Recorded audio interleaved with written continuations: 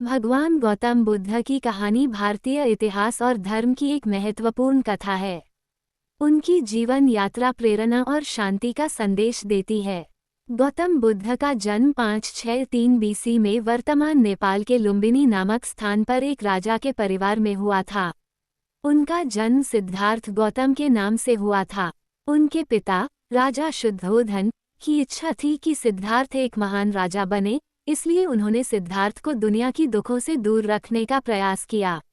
उन्होंने सिद्धार्थ को एक महल में रखा, जहां उन्होंने कभी भी बूढ़े, बीमार या मृतक का सामना नहीं किया।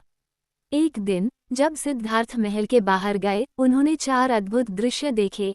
एक वृद्ध व्यक्ति, एक बीमार व्यक्ति, एक शव और एक सन्यासी। इन दृश्यों ने उन्हें जीवन की अस्थिरता और दुख की सच्चाई से अवगत कराया। इन अनुभवों ने सिद्धार्थ को ये सोचने पर मजबूर कर दिया कि जीवन में दुख क्यों है और इसे कैसे समाप्त किया जा सकता है। सिद्धार्थ ने घर, परिवार और ऐश्वर्य का त्याग किया और सच्चाई की खोज में निकल पड़े। वे विभिन्न गुरुओं के पास गए और कठोर तपस्या की, लेकिन उन्हें सच्चे ज्ञान की प्राप्ति नहीं हुई। अंततः उन्होंने एक मध्यम मार्ग अपनाने का निर्णय लिया, जिसमें अत्यधिक तपस्या और भोग दोनों का त्याग किया गया।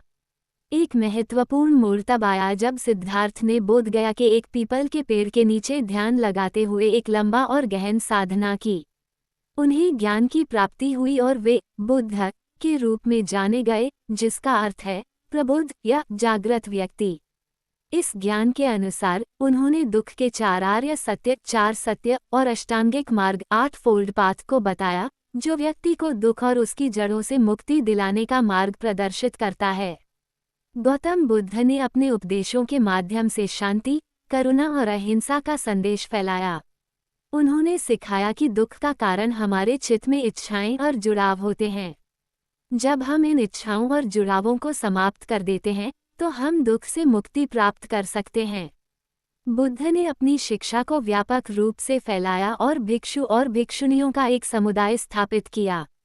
उन्होंने न केवल धार्मिक शिक्षाएं दी, बल्कि सामाजिक और नैतिक सुधारों पर भी बल दिया। उनकी शिक्षाएं एक ऐसे समाज के निर्माण की दिशा में निर्देशित थीं, जिसमें सभी जीवों के प्रति करुणा और समानता हो। गौतम बुद्ध ने 80 वर्ष की आयु में कुशीनगर में अंतिम सांस ली। उनका जीवन और उपदेश आज भी लाखों लोगों के लिए प्रेरणा का स्रोत हैं। उनके सिद्धांत और शिक्षाएं न केवल बौद्ध धर्म के अनुयायियों के लिए, बल्कि पूरी मानवता के लिए महत्वपूर्ण हैं, जो शांति, समर्पण और आत्मज्ञान की दिशा में मार्गदर्शन प्रदान करते हैं।